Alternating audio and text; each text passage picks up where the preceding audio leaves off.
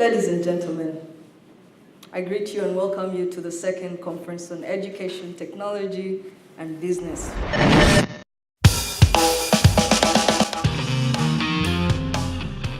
If you asked me 10 years ago if I would be on this stage speaking to you all amazing people, I would never have imagined this happening. I've been imagining to myself and asking myself, how can one be a gift to the world?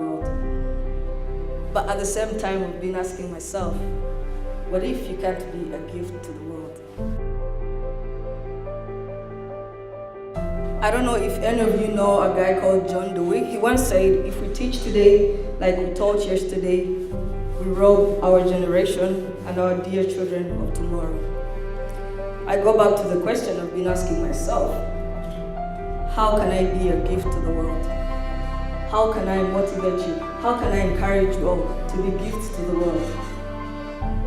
I believe good leaders, like all of you, by the time you all made it to this conference, it means you need, you want, and you're about to make a change.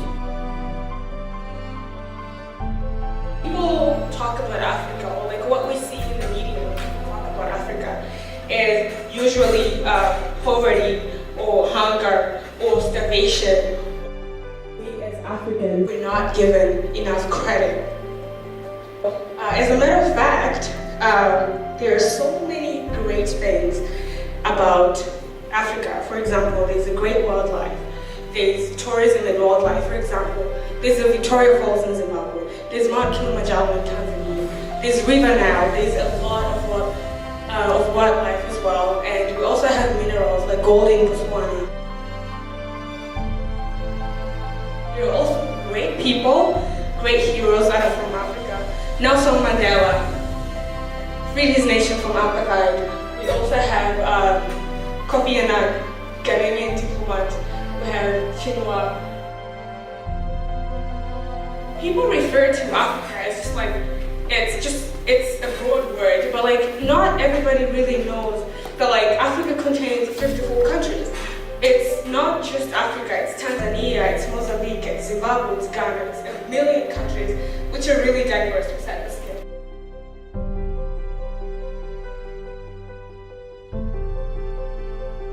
How can they tell us after the British came to our country, destroyed everything, took everything from us, taught us a language, and then it's like, oh, we can't even speak the language. But I went back, I tried to find the original article, I couldn't find it, I found something close to it. This was like a similar article, and it actually annoys me because most of the time it's actually Nigerians who write these articles about ourselves. Languages are not defined by a dictionary or a person or a government. They're supposed to be defined by the speakers. It's people who speak the language that actually should tell us what they mean when they say something. Like, what if I talk to you and you understand what I'm saying? No one has the right to tell me I'm speaking incorrectly, I'm speaking wrong, because I'm speaking and you understand me, so we know what we're talking about. All words are made up. That's one of the also things we've touched on. Every single word you hear, like we all think we speak English, but 400 years ago, none of us, if we dropped in like Shakespearean England, would barely understand what's going on, because every single word we speak, we're just making noises with our mouths that try to communicate ideas. So as Nigerians, yes, they do not speak British English or American English. We speak our Nigerian English. So here are some words I borrowed from the article to show you guys some of the Nigerian English words that Nigerians use that most people are not aware of. The first one is go slow. So, like I said, language is based on culture. Traffic is a very bad problem in Nigeria. So go slow is a term for, it's like when you're stuck in traffic. Oh, like I'm in a go slow because all the cars are going slow. And pepperish. Pepperish is, this closest word to describe pepperish is like spicy, but it only applies to when there's too much pepper in something. When it's like, you don't like it, it's too much pepper, basically. And the last one, next tomorrow. I actually didn't know this wasn't an English word until like a few weeks ago. I always said next tomorrow. I didn't know it was the day after tomorrow. So yeah, I always use that. So I want to end this in a little prayer. I'm going to use some of our English Nigerian words to end the presentation. Okay, you guys want to pray with me? The prayers are right up there. Father, Lord, please let us not go slow in our lives.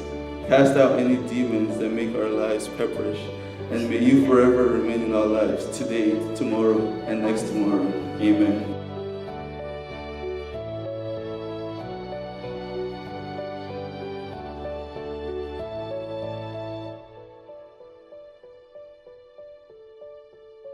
So right from time, society has promoted the idea that the youth are the leaders of tomorrow. We are constantly being reminded that our generation is the future. One day I stopped to ask myself, when exactly is tomorrow? When exactly do we start to lead? And because clearly there is no already made future waiting for us to take over, so the fact remains until we are ready, there will be no transition of leadership. What they don't tell us is we're not only the leaders of tomorrow, we're the creators of tomorrow. As each day goes by, I am convinced that serving in the community truly impacts the lives of many. The United Nations defines community development as a process where community members come together to take collective action and generate solutions to common problems.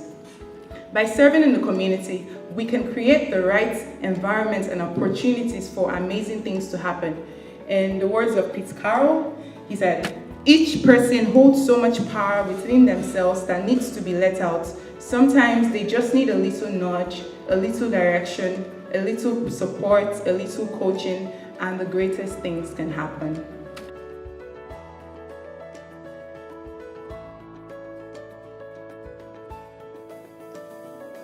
Change begins in the grassroots. Change begins with us. By empowering others, we're shaping the future of families, communities, and nations. Imagine a continent fully developed in human and resource capacity, free from poverty, ignorance, and civil conflict, and one in which the most vulnerable become leaders, effectively managing our resources. To establish and sustain meaningful development, we must be united and intentional in creating this change. Architects cannot renovate it, engineers cannot calculate it, governments cannot legislate it, lawyers cannot litigate it, developers cannot innovate it. But as a people, we can orchestrate it. We can create the change we need for our development. We can all be intentional in developing our beautiful, diverse, and inclusive communities. As Barack would say, we are the ones we've been waiting for. We are the change that we seek. The youth are the leaders of tomorrow. But only if we procrastinate, because we can start leading today. I am here because I want to look up to all of you. I want to hear your names in papers. I want to see your names on TV. I want to see your names behind philanthropist activities and initiatives and programs and service. Robert Sharma says the more time you spend in your discomfort zone, the larger your comfort zone becomes. So our role, all of us, is to keep spending more time in those areas that you're not comfortable in. If you are comfortable, you're not growing. Before we can have more, we need to first become more. Life is not about having, it's about becoming. You want to have more and you affect greater change across the world and change lives? Become more. There is no reason why everyone in this room is not a wealthy individual. But what will you do with your wealth?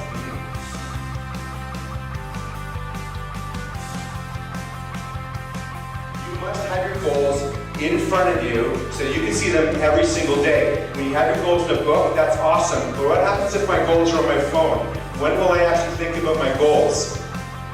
Only when I actually pick up my phone, I see my goals. But if I see my goals on a board at home, in your apartment, in your dorm, wherever it is, and you see your goals every single day, you'll see them.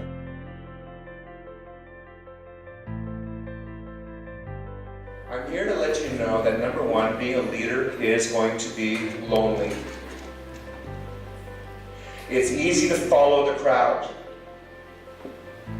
But if you want to make a difference in the lives of not only yourself, but everyone around you, then you need to be taking a different path. And being in a different path, especially in the world of business, that's what I'm here talking about, the world of business, you need to become an entrepreneur. You need to become an entrepreneur, you need to speak your own voice, you need to speak your own truth, you need to be true to yourselves, And here's what's going to happen. It will be lonely in the beginning. But people will see your vision, especially if you have these two mindsets. And these are my two mindsets, and if you want to write them down. The first mindset is learn. Everybody learn from each other. I've learned from you this morning, and I've taken some notes actually. I'm forever a student. I am forever a student. I don't ever want to think that I've arrived, because once you've arrived, and you think you've arrived, what happens? You go backwards. If you think you know everything, you have known nothing. You always want to learn from every single person, every contact that you have. The second thing that you want to have, this is big words now, you don't hear them very often, servant leadership. What does that mean? That means that in everything that you do, serve others. Serve others your entire life. I'm only here today because I want to serve you.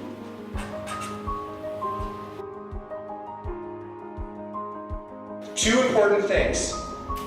As a student, and I know this stuff, guys, is not what you're hearing all the time, but I'm going to challenge some ideas here. You're all focused on finishing your studies and then getting into a JOB. Which is nothing wrong with that. That's nothing wrong with that. The job is the how. Your job that you're going to end up in, or business, whatever it is going to be the how. But what is the most important part of your journey? It is not the how, it's your why.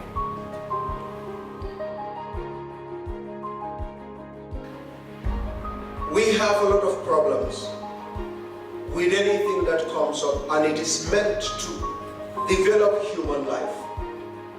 The advent of advanced technology benefited banking sectors, it benefited the agricultural sector, the educational sector. Nigeria actually can provide better health care than Canada can do. Nigeria can provide better salaries than Canada can do. Of course, Ghana can, Uganda can. But we use all of these things that are supposed to help us be something to destroy our continent, to destroy our countries. Education is not a power, it's potential. So I believe in that. We have people that are educated, we have educated people in Africa, but what do they use it for? They do not use it to empower Africa. When you cross the border, you go into Congo, that is a country alone. Congo alone's resources can take care of Africa for 3 decades. They can educate everybody, infrastructurally, Congo alone. I mean Congo Kinshasa, just by the border.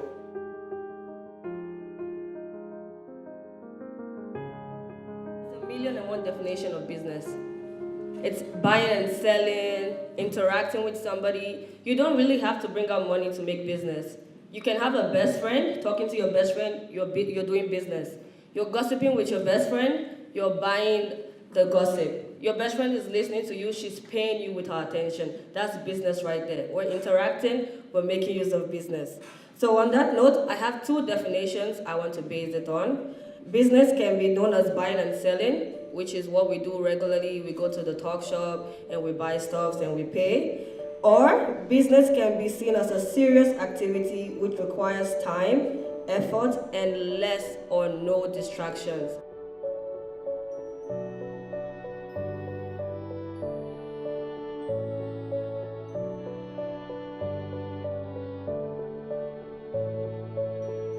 It's up to you now to pick up your bag, which is your briefcase, in the morning. You go to class, which is your meetings, you attend your meetings. You have your midterms. During the midterms, that's you talking to your managing director right there. That's where you get your coaching, if you're doing well or if you're not doing well. And then you have your final exams, which is your promotion. Nobody wants to do a business and fail. If you're going to invest in a business, you want to invest in a business because you want profit. Same thing, you're in Carleton University, you want to write your exams, everybody wants A. You want to have an A, you don't want no B's, you don't want no C's. So that's when you take your business serious. You go to the exam hall, you're willing to get that promotion. You don't want to have an extra year. Extra year means that you're doing a business and you're failing. Nobody likes failure.